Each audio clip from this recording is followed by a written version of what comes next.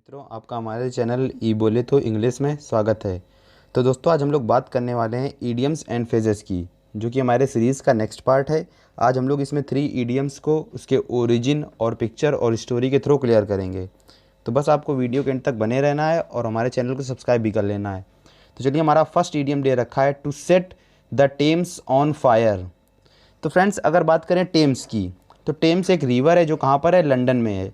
तो ये Thames river की बात हो रही है और उसमें क्या कर देना, आग लगा देना। To set the Thames on fire, यानी टेम्स नदी पर आप क्या कर रहे हैं, आग लगा देना।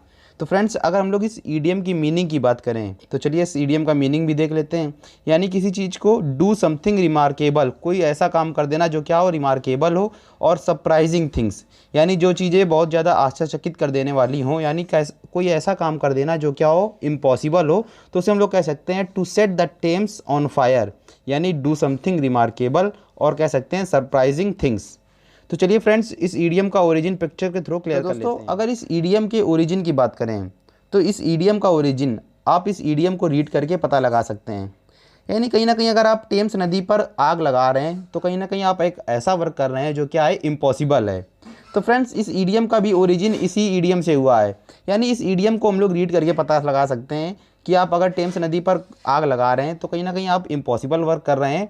और अगर आप इस वर्क को पहला तो कंप्लीट कर नहीं सकते हैं, और इस वर्क को आप कर रहे हैं तो कहीं ना कहीं आप कोई ऐसा वर्क कर रहे हैं जो क्या कर रहा है, सबको सरप्राइज कर रहा है, सबको सरप्राइज थिंग कह सकते हैं, या फिर कह सकते हैं जो चीज़ कैसी हो, डू समथिंग रिमार्केबल, ऐसा वर्क कर देना जो बहुत ज़्यादा रिमार्केबल हो। इससे आप क्या कर सकते हैं, सभी का अट्रैक्शन खींच सकते हैं। क्योंकि आप ऐसा कर तो सकते नहीं कि आप टेम्स नदी पर क्या कर दें, आग लगा दें, लेकिन आपने अगर ऐसा किया तो कहीं ना कहीं आप सबका क्या कर लेंगे, अपने और ध्यान आकर्षित कर लेंगे। तो इस ईडियम का भी मीनिंग यहीं से क्लियर होता है। यानी to set the Thames on fire, तो आप कैसा वर्क कर रहे हैं, डू समथिंग रिमार्केबल, या फिर कह सकते हैं सरप्राइजिंग थिंग्स। तो फ्रेंड्स, आई होप आपको ईडियम का मीनिंग समझ में आ गया होगा और इसका ओरिजिन भी समझ में आ गया होगा। तो चलिए हम लोग अपना नेक्स्ट ईडियम देख लेते हैं, 11th आवर। तो फ्रेंड्स, अगर इस ईडियम की मीनिंग की बात करें तो इस ईडियम का मीनिंग होता है एट द लास्ट मोमेंट, यानी बिल्कुल अंतिम क्षण पर होना। उसे हम लोग कह सकते हैं एट द 11th आवर। तो चलिए फ्रेंड्स, इस ईडियम को भी हम लोग फोटो और इसके ओरिजिन के थ्रू क्लियर कर लेते हैं। अगर इस ईडियम के ओरिजिन की बात करें तो इस ईडियम का ओरिजिन वाइन यार्ड में वर्क करने वाले कुछ वर्कर्स का है। यानी ये वर्कर्स 12 आवर के लिए काम करने के लिए लाए गए थे इस वाइन यार्ड। लेकिन इनमें से कुछ वर्कर जो दिन के शुरुआत में उन वर्करों के साथ में आए थे, लेकिन वो उन दिन के बीच में, यानी कह सकते हैं उस जो टाइम था, टाइम पीरियड के बीच में वहाँ से चले गए नागा मार के। और जब लास्ट आवर बचा, यानी 12th आवर का जो लास्ट आवर होगा, यानी एट द 11th आवर पर वो लोग, उन लोगों ने क्या किया, उस जगह पर वापस आ गए। यानी बिल्कुल लास्ट मोमेंट पे, एट द लास्ट मोमेंट पे उस जगह पर वापस आ गए, क्योंकि उस टाइम पेमेंट मिल रही थी।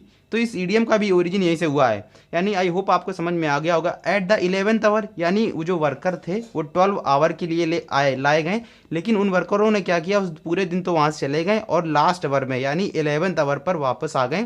यानी उन लोगों ने क्या किया, बिल्कुल लास्ट आवर पर, यानी एट द लास्ट मोमेंट पर वापस आकर के उन लोगों ने क्या की, पेमेंट रिसीव कर ली। तो इस ईडियम का भी ओरिजिन यहीं से बना था। तो आई होप आपके समझ में आ गया होगा। तो चलिए हम लोग अपने नेक्स्ट ईडियम की, हाई एंड ड्राई।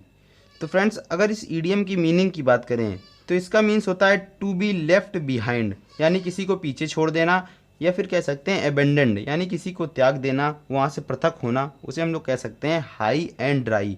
तो चलिए इस फ्रेंड को भी हम लोग ओरिजिन और इसके स्टोरी के थ्रू क्लियर। अगर इस ईडियम की ओरिजिन की बात करें तो इस ईडियम का ओरिजिन सी से रिलेटेड है।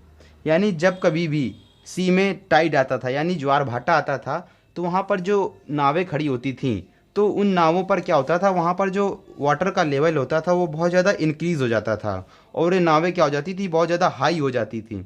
लेकिन कुछ समय बाद, आफ्टर सम टाइम, वहाँ पर जो वाटर का लेवल होता था, क्या होता था, बहुत ज़्यादा डिक्रीज़ हो जाता था। तो जो वहाँ पर नावें बहुत ज़्यादा हाई लेवल पर थी, वो क्या हो जाती थी, बिल्कुल ग्राउंड लेवल पर आ जाती थी। यानी कह सकते हैं बीच में आ जाती थी, यानी जो बीच होता है समुद्र किनारे, वहाँ पर आ जाती थी, बिल्कुल ग्राउंड लेवल पर। तो क्या होता था, उस जगह पर ड्राई हो जाता था। तो इस ईडियम का भी ओरिजिन यहीं से बना है। तो आई होप आपको समझ में आ गया होगा। यानी हाई एंड ड्राई, यानी जब कभी भी टाइड आता था, यानी ज्वार भाटा आता था, तो जो नावें होती थी बहुत ज़्यादा हाई हो जाती थी, लेकिन कुछ समय बाद क्या होता था, बिल्कुल ग्राउंड लेवल पर आ जाती थी, यानी ड्राई प्लेस पर आ जाती थी। तो तो इस ईडियम का भी ओरिजिन यहीं से बना, यानी हाई एंड ड्राई, हाई गई और फिर क्या हो गई, ड्राई प्लेस पर आ गई। यानी कहीं ना कहीं जो हमारी वहाँ पर नाव है वो क्या हो गई है, वहाँ से सेपरेट हो गई है, उस जगह से अबेंडेंड हो गई है, वहाँ पर उस जगह जो सी था वहाँ से क्या हो गई है, पृथक हो गई है, और कहाँ पर आ गई है, बिल्कुल बीच पर आ गई है। तो इस ईडियम का भी ओरिजिन यहीं से हुआ था। यानी इसका हमारा जो मीनिंग दे रखा है, हाई एंड ड्राई का मीनिंग हो जाएगा टू बी लेफ्ट बिहाइंड, यानी वो जो नाव है कहीं कहाँ पर आ गई है, बिल्कुल पीछे आ गई है, या फिर कह सकते हैं अबेंडेंड हो गई है, वहाँ से अलग हो गई है, पृथक हो गई है। तो आई होप आपको समझ में आ गया होगा। तो चलिए दोस्तों, इस प्रकार हमारे तीनों इडियम क्लियर हुए। और दोस्तों अगर वीडियो पसंद आया हो तो प्लीज़ दोस्तों में शेयर जरूर करना और हमारे चैनल को सब्सक्राइब भी करना। तो चलिए दोस्तों, जय हिंद, जय भारत।